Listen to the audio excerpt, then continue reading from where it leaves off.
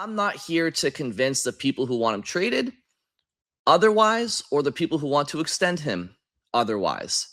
Because the reality is, either scenario is better than the mistake that the Boston Bruins cannot afford to make, and that is... You're listening to the PuckUps Podcast. It's time to hit the ice with Brian D. Felice. Welcome into episode 55 of the PuckUps Podcast. I am Brian D. Felice, and thank you all for joining me. On today's show, I want to talk about a mistake the Boston Bruins have to avoid making over the next calendar year.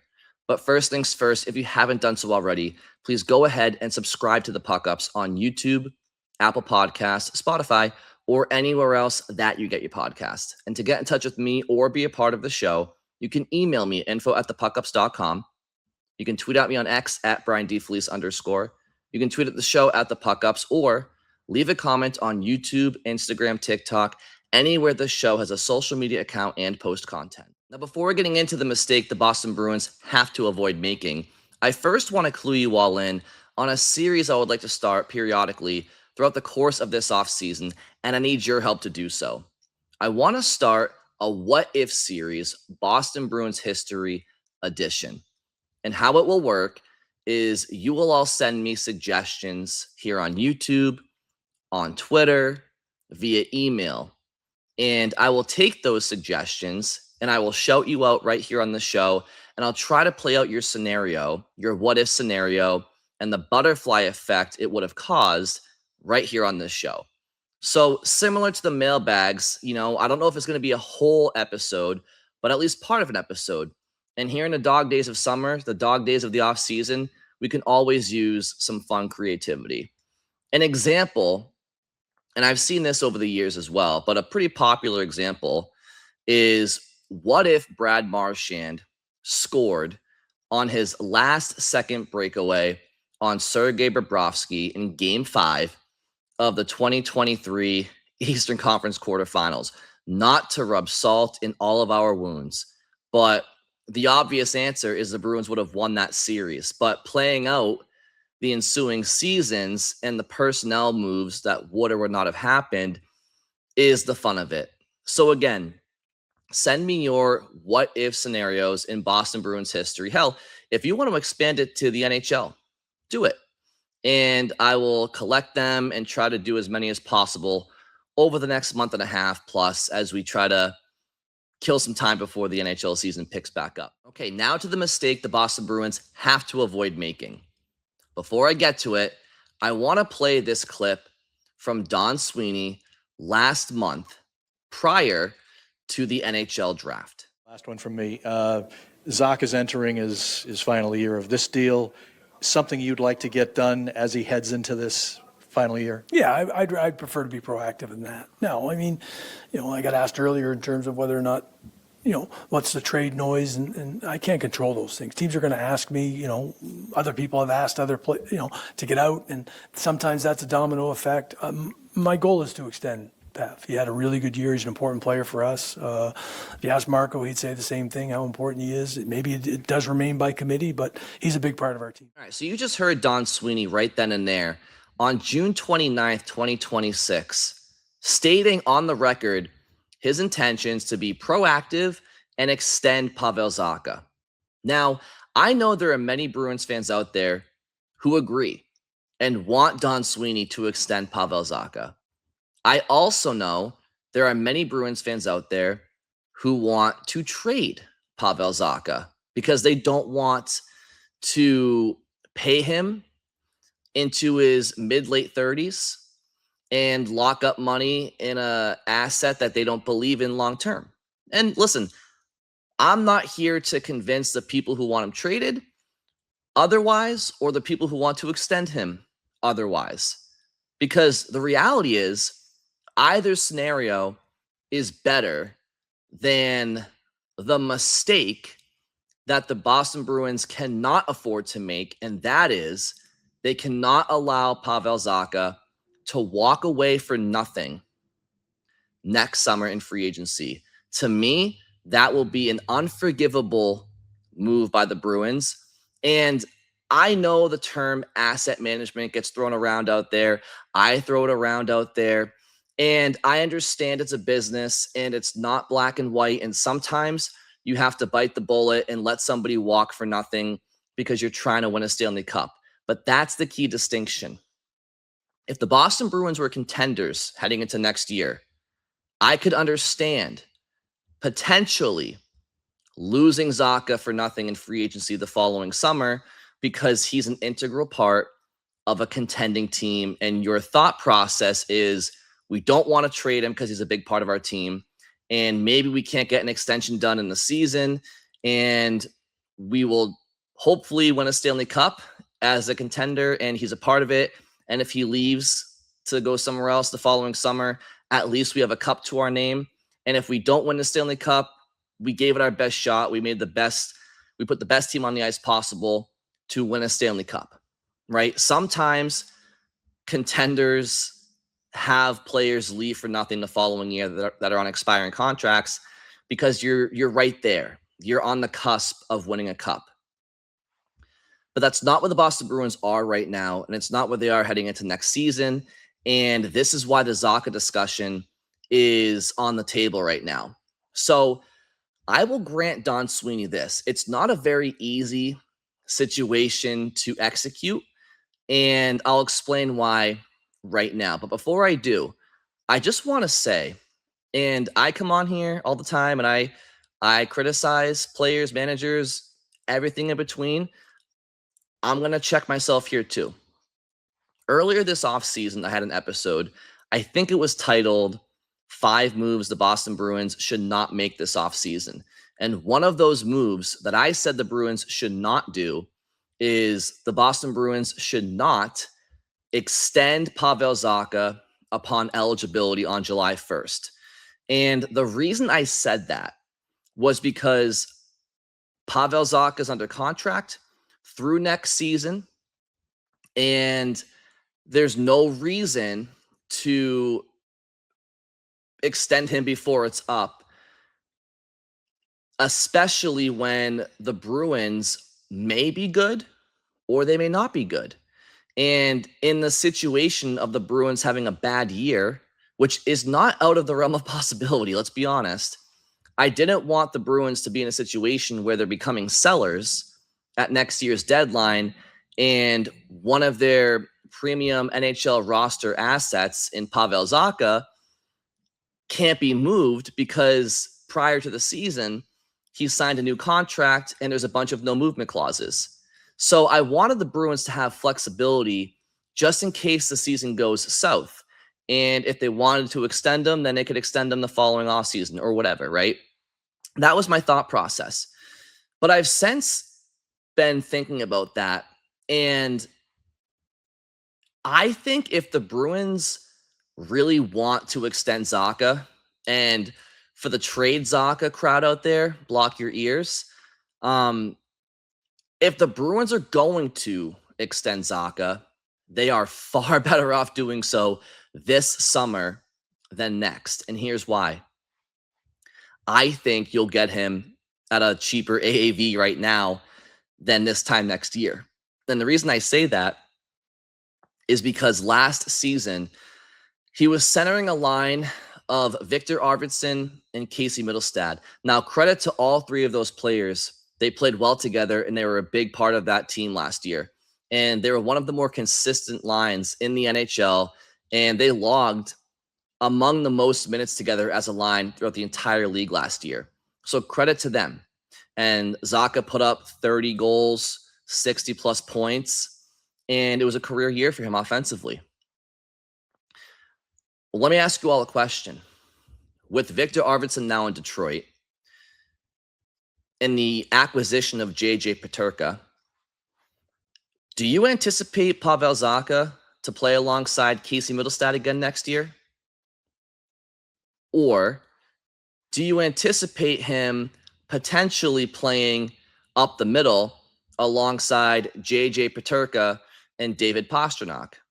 Because I think it's going to be the latter. And I'd be willing to bet that playing 5-on-5 minutes all season, in addition to power play time with David Pastrnak and JJ Peterka, I think Zacha's probably due for another career year in production. I do, barring any injuries. But how could he not? How could he not be up for a point increase playing alongside those two guys compared to Arvidsson and Middlestad the year before? If you actually think about it, Zacha has been averaging around 60 points a season since being a Boston Bruin. And I don't think he's been David Pasternak's line mate for 2 out of those 3 seasons to this point. Or is it 4? How many years has he put in Boston? So 22-23 season is 1, Centennial season 2, the following year 3, and this past year 4. Okay, so Zacha's been in Boston for 4 full seasons. And only one of those was he David Pasternak's line mate all year long, pretty much. And that was the record-breaking year where he was playing wing, and it was Zacha, Krejci, and Pastrnak. The Centennial season, okay, maybe the Centennial season he played with Pastrnak too. Yeah, I think he did for much of it. But then the following year, it was Elias Lindholm a lot of the time. And then this past season, he was playing with Middlestad and Arvidsson. So my point is, he hasn't played with Pastrnak at least more than half the time he's been a Bruin 5-on-5. He's kind of been off and on. So I just think that next year, in a contract season, no less, I'm sure Zacha will be a higher ticket next year than he is right now. And for those reasons, I wouldn't be surprised if Don Sweeney wants to extend him right now, hence his comments I just played a few minutes ago. And Zacha's camp is probably thinking along the lines of what I just said, which is, Donnie, we're not in any rush to sign an extension right now. Let's talk after next year, after Pavel plays with David for a full season at 5-on-5 and next to Peterka. Oh, you guys sure?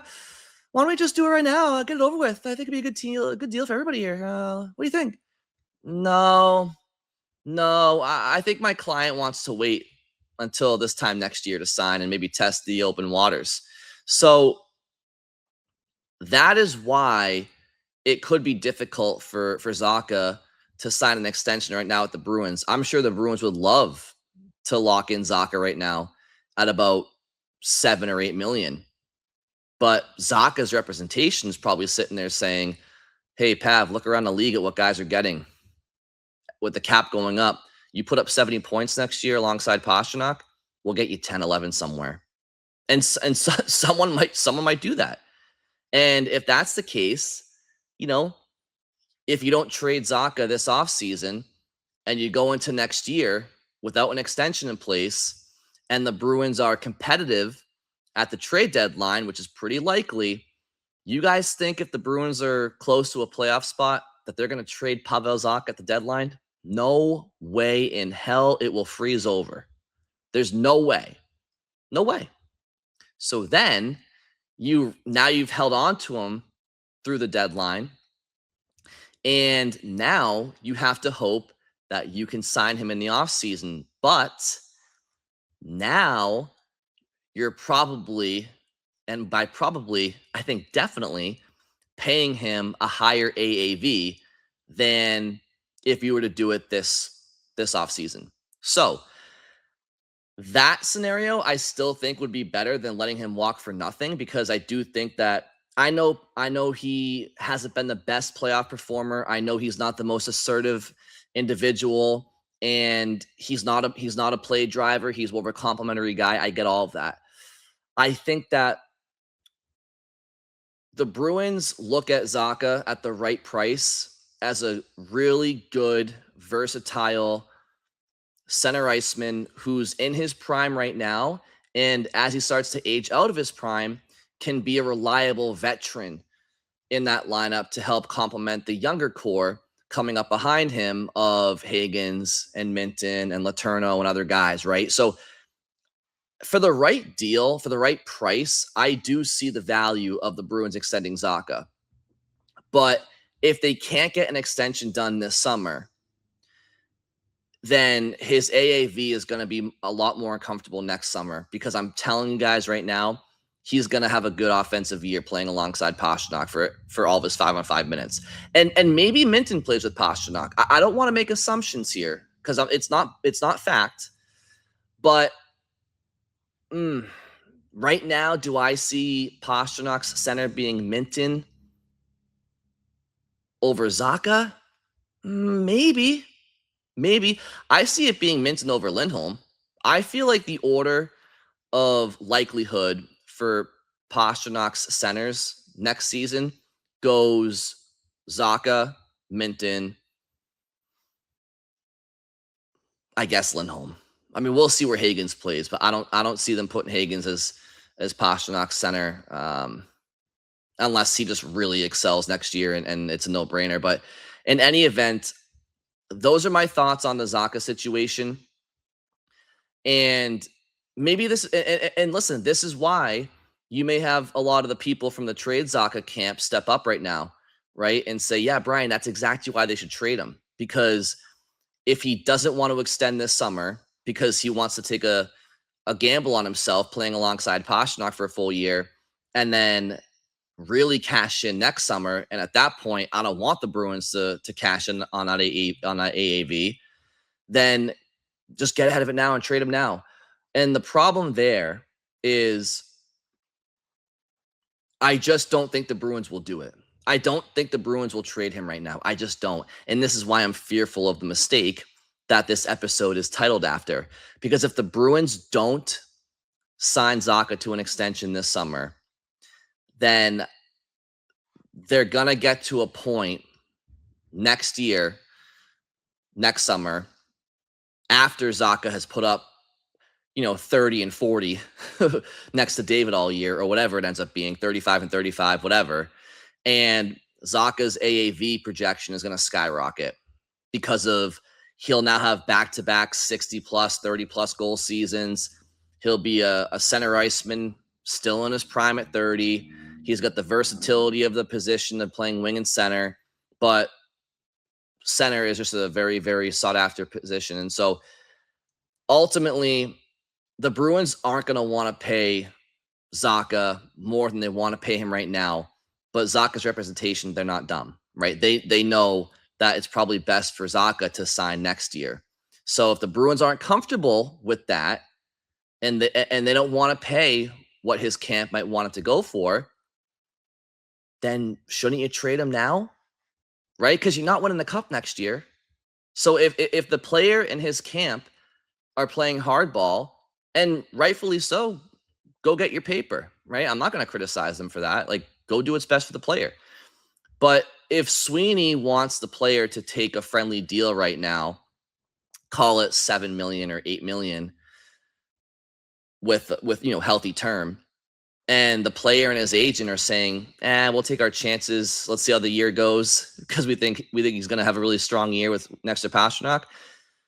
Well, now I don't know if Sweeney's going to love paying Zacha $10 million this time next year, right? And he's not going to trade him at the deadline unless the Bruins suck and they're sellers. So it's a tricky situation. It really is. I think for the Bruins, the best case scenario for them in their mind would be to extend Zacha this offseason at a comfortable AAV that them and the player can agree on.